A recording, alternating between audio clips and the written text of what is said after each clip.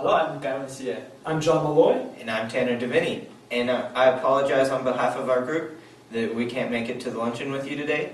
But as you can see behind us, we're currently enjoying Galveston Beach. Here's Gavin to talk to you about our project.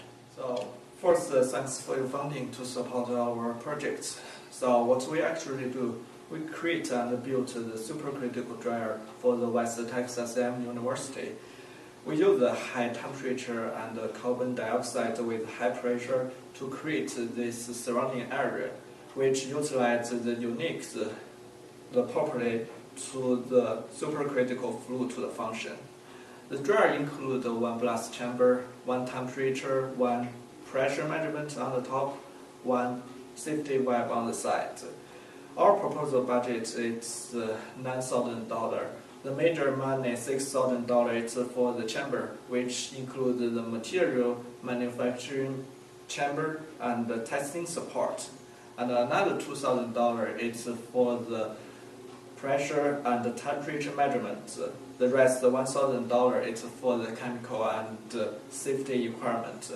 Now, please let me pass to the Tanner. So what exactly are we trying to accomplish by completing this project? By the end of the summer, we will have completed designing, machining, and assembling the supercritical dryer chamber. During the next semester, as part of our senior design and honors capstones projects, we will be experimentally testing the chamber's capabilities. However, prior to doing so, we will have written and implemented an honors section Chemistry 2 lab, during which students will be able to extract caffeine from coffee beans.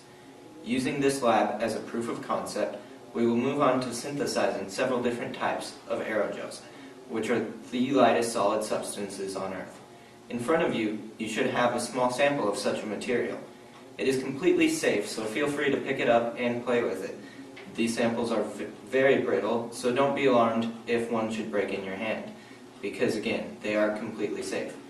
Speaking of safety, here's John to speak more on the issue. There are many safety challenges associated with supercritical dryers and their operation. Temperature and pressure are among the foremost of concern.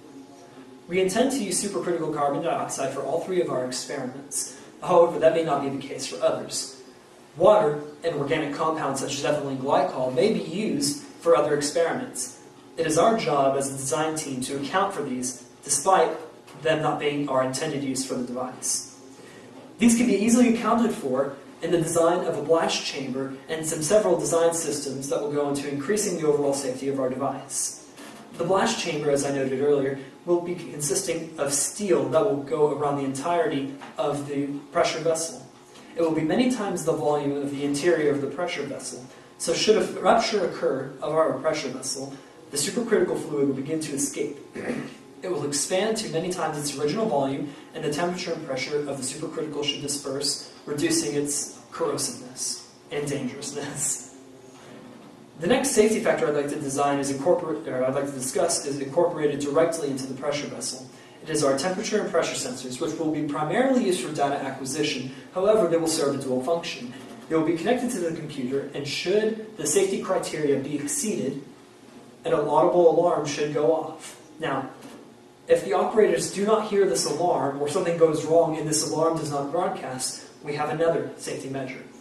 What should happen is that the operator should turn off the heating mechanism and stop injecting their solvent, and this should reduce pressure. But if this doesn't happen and pressure begins to increase, a safety valve will be incorporated that will release pressure into a negatively pressurized subchamber that will reduce the volatility and buy the operators more time to shut down the system. Now, should that automated system fail, the bottom face of the chamber is designed to be a failure point.